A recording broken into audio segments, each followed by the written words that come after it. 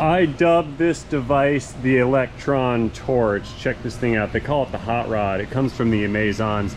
This device right here is called an induction heater, and I purchased this in order to perform a similar function to an oxyacetylene torch without all the negative drawbacks of having the oxyacetylene.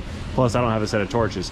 So I'm gonna have to give this thing a run for its money on its trial maiden voyage today here at the shop. I've got this 2008 Chevrolet Equinox. I think it's got the 3.4 liter V6 engine, and I'm trying to change this this O2 sensor back here, and I'm having a real super duper hard time with it. Let's bring it in for the close-up. I'll show you guys what's going on. So you can see I've got it disconnected here. There's a bunch of rust and whatnot preventing this thing from releasing from this exhaust manifold, and I'm afraid I'm going to damage it. I'll show you here. Let's get up in there. Hey, look at that guy. I've already had a couple of my O2 sensor sockets slip when trying to remove them. This one slipped off, and that one slipped off. Yeah, this one over here slipped off. They're all slipping off.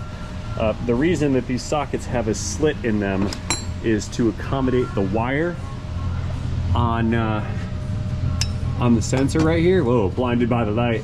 To accommodate the wire that's on the sensor, you just slip the socket over the wire, and then it engages the flats on the sensor body. There's a method to get these guys out. You just cut the wire off and put a regular socket on there, and then they won't slip. The reason that they slip is when you apply torque, those the points on the flats will actually expand the tool because it is cut open, and when it expands it just becomes larger on its diameter, and then it slips off. So my options are here to cut the sensor wires off and then try to get those guys out just by applying more brute force. If it fails, then I'm in a position where I've got a sensor that now no longer functions at all, and I can't get the thing off.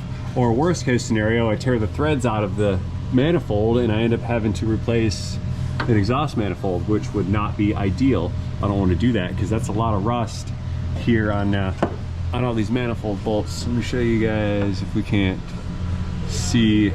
Yeah, I can't really see. I see a bunch of rust on the heat shield bolts, and then the bolts that I can see looking past it are not looking very gravy. Like, look at these ones here on the Y pipe.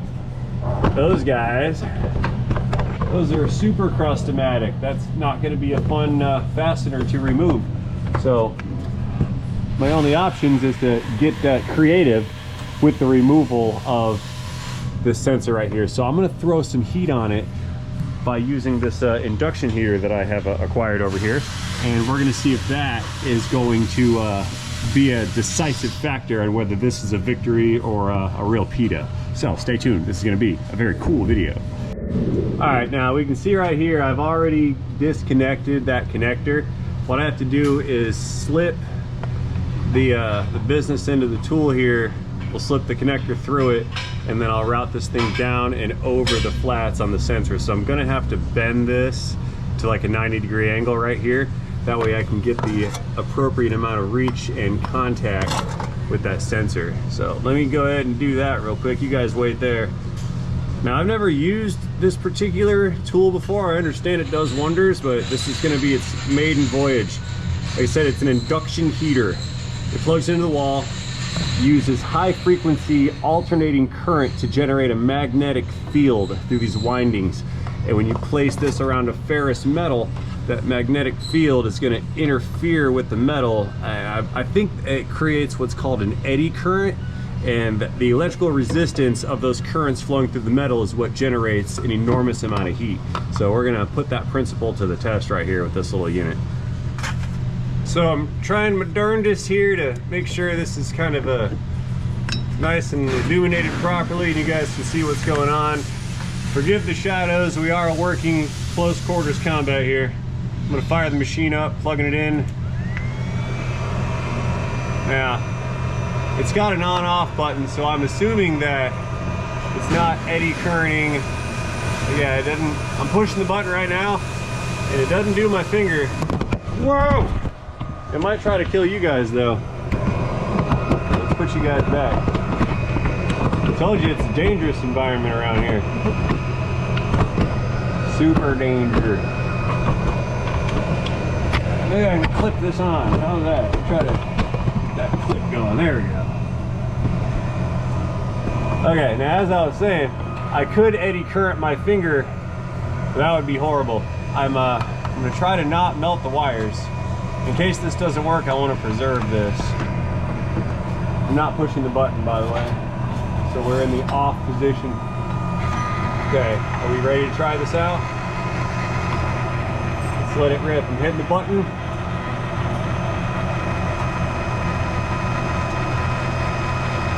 Should be generating the current in the sensor. Looking for red hot. We also should start seeing some smoke roll out of this because I have I lubricated it with some oil. There it is. Yeah, there's that smoke. So that's all the oil cooking off. I don't know if we're going to be able to see red out of this or not.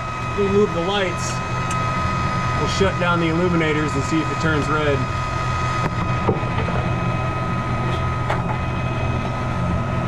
No, not so much.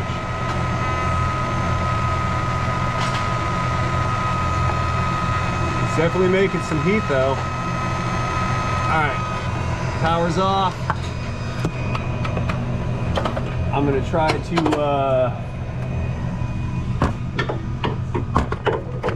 to break that free now that we put some heat on it. Flip the light, there we go.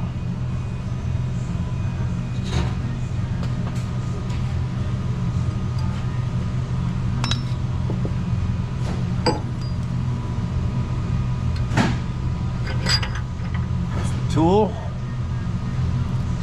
Ratchet coming in.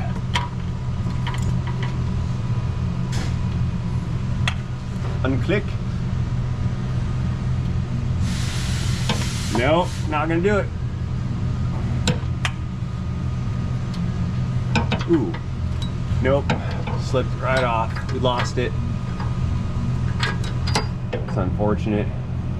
Well, I might have to go for broke and cut those wires off, see what happens. I do not want to do it this way, but it's gonna have to happen. It's a bad sensor anyway, but it's bad practice to cut wires off. You don't want to destroy parts that you're taking off just in case things don't go the way you want. But what this allows me to do is put a regular socket over this and then try to disconnect it. Let's come on out of here for a minute. I'm gonna go fetch my 22. So it's something else cool I can show you guys. So I got this tool here, right? Now it's running, that's the fan inside. See that little computer fan in there? That's just drawing air through it to cool off the electronicals, like it's blowing air in our face right now. I had connected this thing to what's called a kilowatt meter. I have it set for wattage. You guys see that? 4 watts. Watch this. You push the button. Watch that meter. Now we're pulling 180 watts. 190. Yeah. That's enough to make some heat. I changed out the tip on this. We're gonna use the smaller tip, that way we can maybe get more concentrated eddy current on the flats on that fastener. I want to cook that thing off and get it like super red.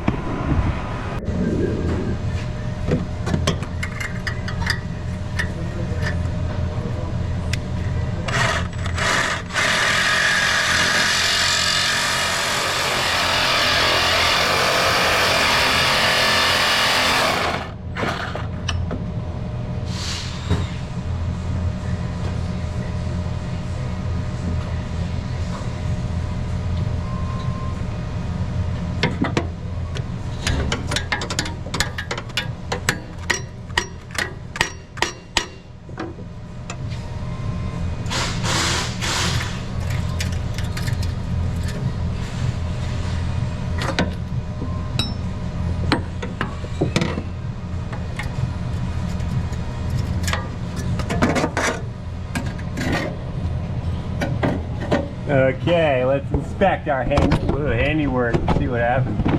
How are we doing? see. That looks like there's no light on it. Well, at least now we can put a socket on it, right? No. Alright, let's give her the beans with some electrons. See what happens. Keep pressing button. Oh, we're cooking good there with that little one. Look at that. Fire.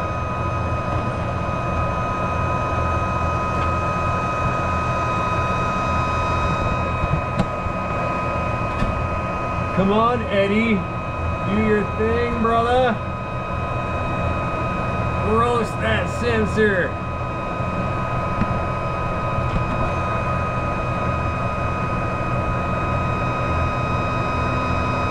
She's on fire. I'm not going to bother taking the light out to see if we can see the redness. I don't think we have time for that. I want to hit it with the socket as soon as possible. Where's my ratchet? Thought I brought one over here. Oh yeah, she's red. Look at that. That was red. Red hot. Okay. Set that down. I lost my... I had one staged. There it is. Do that every time. Like you're in a panic for time and then you set your tool down somewhere convenient and then completely forget about it. Okay, it either turned or it's tearing the threads out. Or it slipped off. Oh no. We had slippage, you guys. Slippage is bad.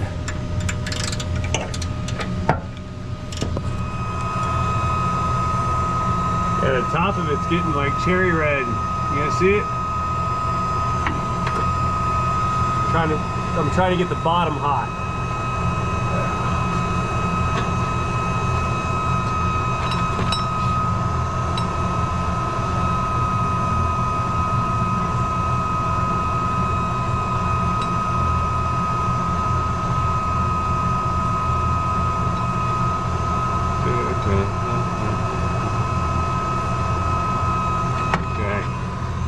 Try it again.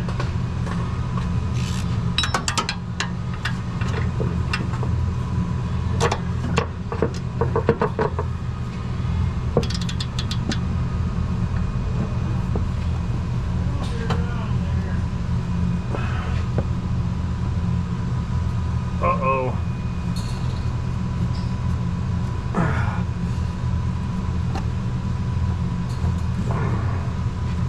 Uh-oh, guys, it ain't gonna budge. That's not coming out. Now I'm up creek because I cut it off. I mean, it didn't work anyway, so there's that. Oh, pull a car off the rack. Do I have any other options? Well, that's a big bust. My hot rod tripped at the finish line. It didn't pull it off. That's not gonna work. So now I'm kind of up a creek. The electron torch is not gonna be my saving grace today. So I'll leave you there for now. I'll put that away when we're done. So I went in here and I threw a 90-degree impact on that thing, and actually a couple of them. And I got it to a point where now the socket's rounding this off, so it's not coming out. So now I can no longer change that sensor. However, I can still fix the car, because all I got to do is come right over here, drill a hole in it, and weld in an O2 sensor bung, and then I can put the sensor poof right here and plug it in, and we're good to go. So I'm gonna have to do that later on. So this is a failure. Okie dokes, folks, we have transgressed through some time. Many moons have passed, probably just a couple days, and I think I have a solution here for the issue. It's a Doorman, part number 917-112. This is an O2 sensor bung. We talked about this earlier. See that guy? Little threaded insert. We're gonna drill a hole in the exhaust pipe. We're gonna weld that thing in. Before we crank this up, I need to check on another concern that the customer had.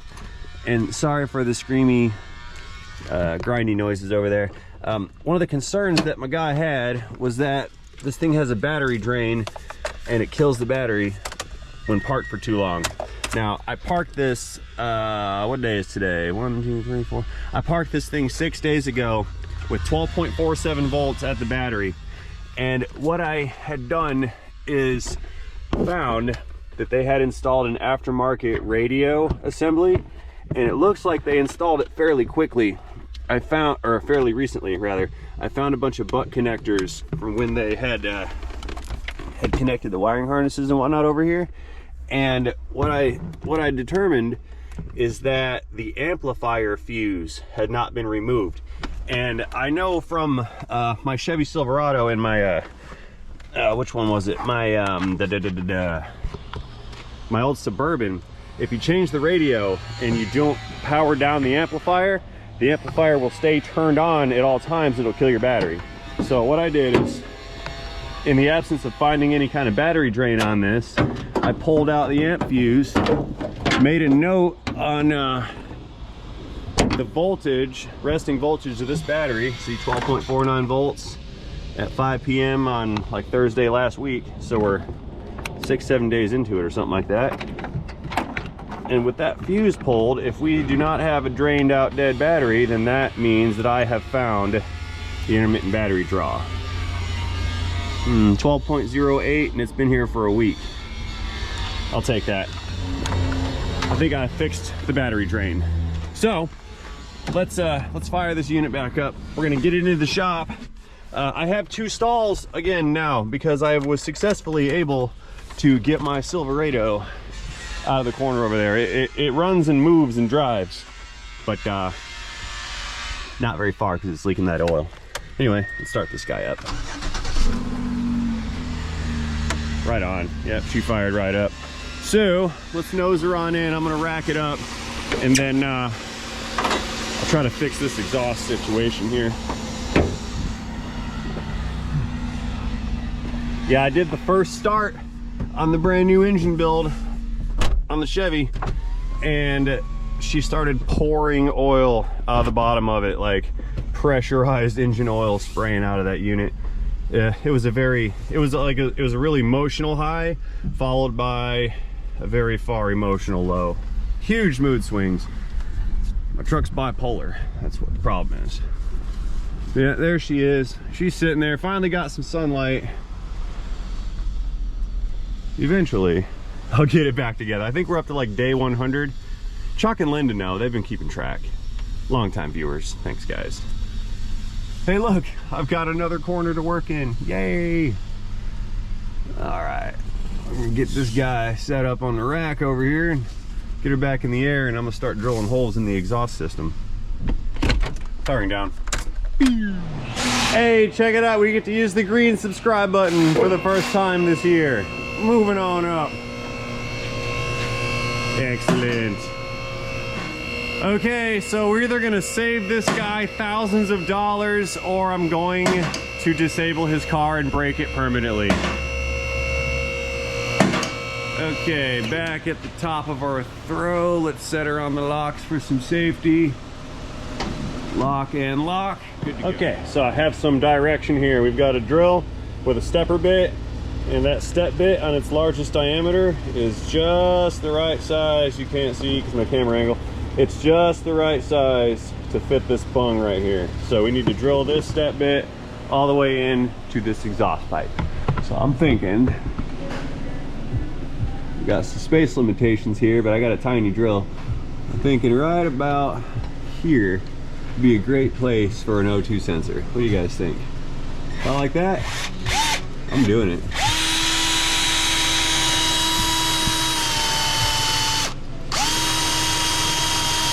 Like I said, we're gonna ruin it or we're gonna fix it. It's gonna be one of the two.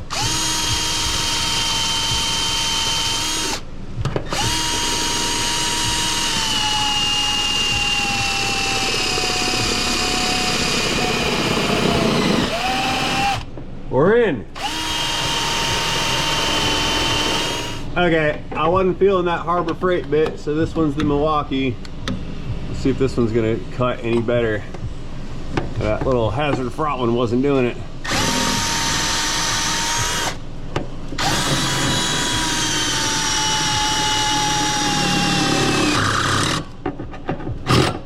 Okay. Made it tight again.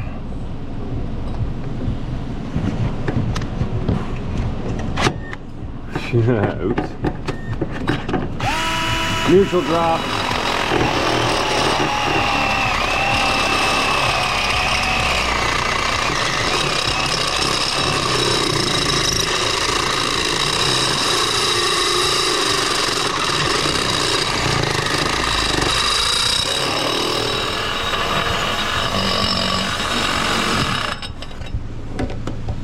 That pipe's double walled, but we got a hole.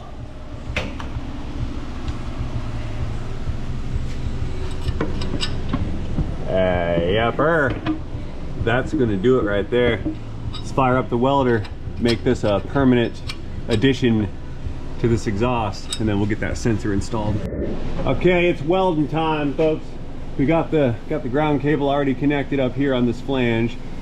There's our bung that's going in, and I'm going to give it a couple little tacks right here to hold it in place.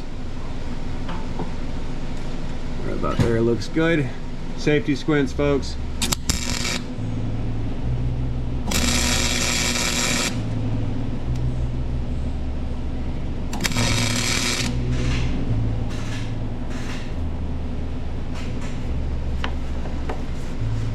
There we go.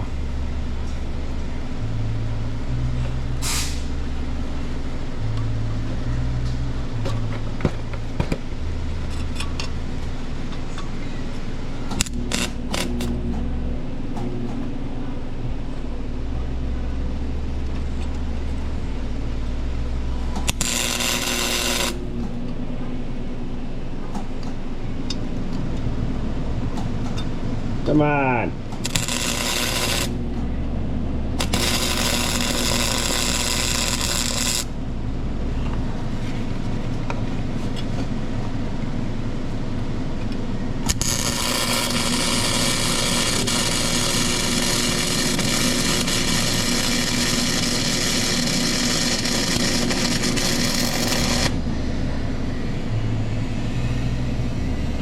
That's pretty-ish.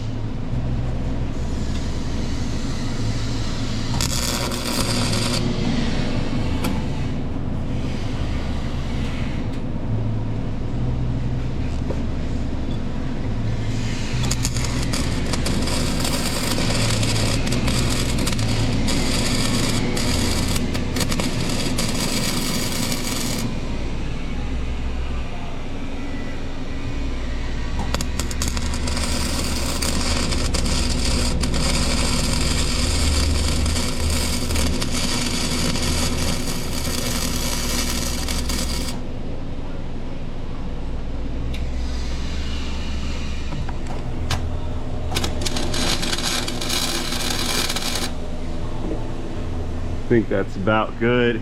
Got both sides. Automatic hose holder. Cool. All right, so let's take a look at this with a reflective unit. And it looks to me like we're good. Might have a pinhole right here on the top. Yeah, it might not be the most beautifulest of electron gluing ever, but it's glued. I'm gonna throw one more little bead in that little corner right there, just to seal up what looks like that little pinhole, and then we can fit the we'll fit the sensor in. Safety squints one more time.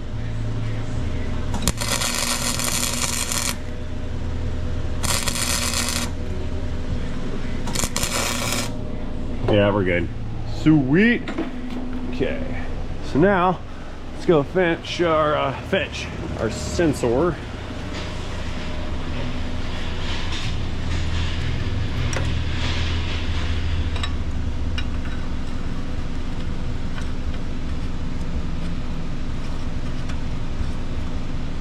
Oh goody. It's working. My master plan will be effective just as long as that cable reaches. I wonder if I probably should have checked to make sure that that cable was going to reach.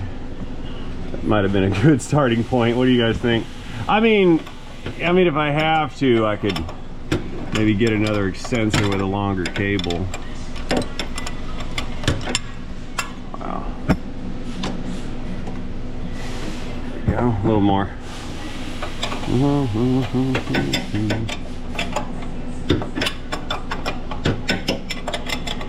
Awkward turtle.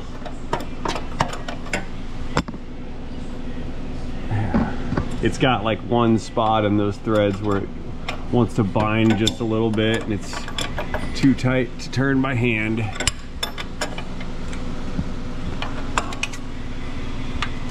There, click. Okay, now where's that wire harness connector? I know it's up there. There it is. This one right here. Yeah, there it is. See it? Excellent. Now I won't be able to utilize the factory bracket for the connector, but I think I can probably zip tie it to itself or something. Is that on? Yeah, it's on. All right. Yeah, I can zip tie it to like that AC line up there. Okay, let me let this thing down. We're gonna start it back up, and I'm going to check the O2 sensor operation. That's bank 1, sensor 1. That's in front of the converter. So let's get to completing our repair, shall we? Here, put that there. Off the locks. Locks release. Down. Rib cage. I'm operating the lift with my rib cage. Common practice. Super safe.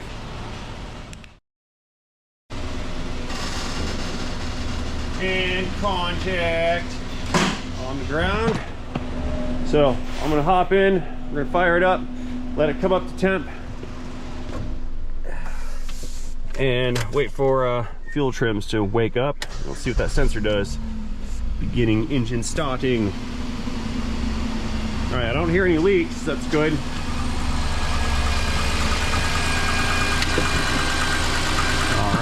Okay, we're in the cabin. We got the Christmas tree still lit up. ABS track lights on, door open lights on, tire warning low pressure indicator is on. Got the scan tool fired up. We're starting to come up to temp here, so we should be in closed loop fuel control. And I have the sensors pulled up. Oop. Now there's only two O2 sensors on this. There's an upstream and a downstream. We just replaced the upstream, and what we're looking at is the millivolt reading on our upstream. What we want to see, I'm going to graph this. What we want to see is that that graph switching up, down, high, low, which is exactly what it's doing. Exactly how it should be doing it. Let us give it some throttle real quick. 2500. It's still switching.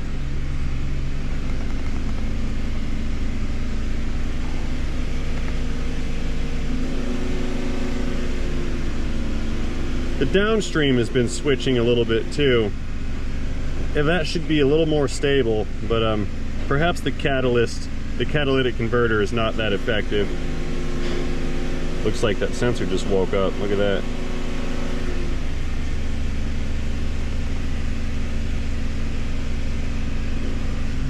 Okay, let's come off the throttle here. I think we're doing all right. Okay. Problem solved. We got the repair. I broke it and I fixed it, so it did not cost my fella a couple $1,000. The other business here, let's take a look at this ABS thing. That was not on my list of complaints, but we're going to check that out real quick. I looked at the codes earlier and I believe it said right front wheel speed sensor circuit open, or something with circuit resistance. Let's double check it real quick, and I'll show you guys a quick check on how to determine if you have a bad wheel speed sensor, commonly known as a ABS sensor. Right front wheel speed sensor circuit fault. Device 1 low voltage history. Might have been from batteries being dead. This guy, it had a dead battery issue. So what we do, we're going to back out and we're going to go into data in the ABS module. I didn't clear the rack yet. Going into ABS data, and it's going to show us all of the wheel speed sensors. Left front, left rear, right rear. See that? Now this is graphing. Time is moving on and the wheels are not turning, so we're not seeing anything on the graph. What I'm going to do is button up this hood real quick. We're going to clear the rack and we're going to move the vehicle. While the vehicle is moving, I'm going to watch those graphs. And if we determine that the right front is not transmitting, we can hypothesize it's got a faulty sensor. I did take a look at it when we had this in the air, because I did know that of that sensor's that code's existence. I checked the sensor. It is in fact connected and the wires are not damaged, so we may have an issue inside of the sensor or inside of the bearing. I believe that this unit has the sensor built into the hub bearing assembly, so if the sensor fails, you got to change the whole bearing. I think that's where we're at. Okay, we're clear back there. Hopping back in. We're gonna back her out. We're gonna watch these wheel speeds. The right front should give us 0. Honks for safety. Check the mirrors.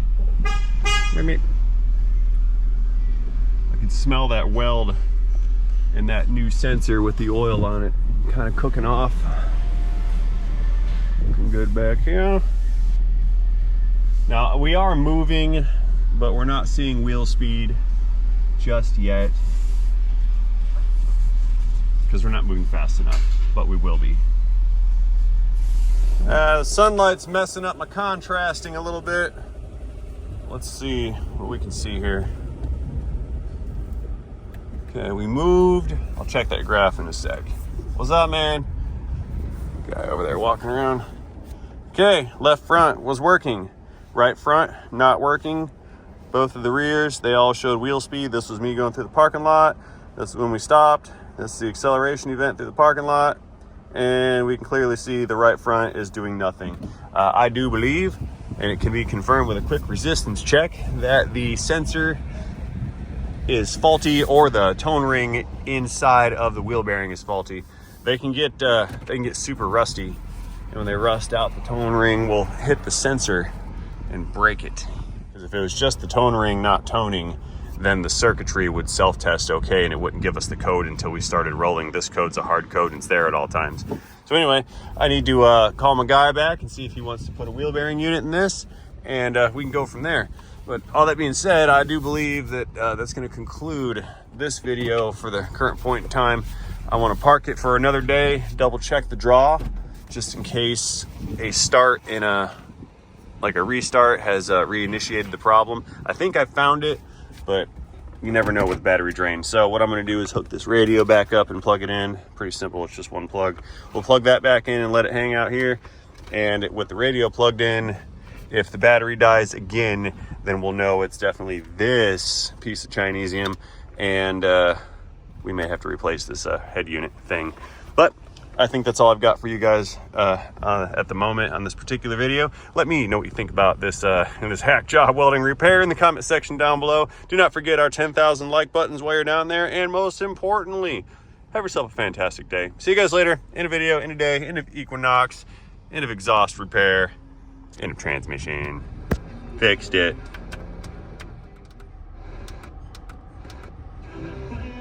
All right, radio works again. Powering down. Pew!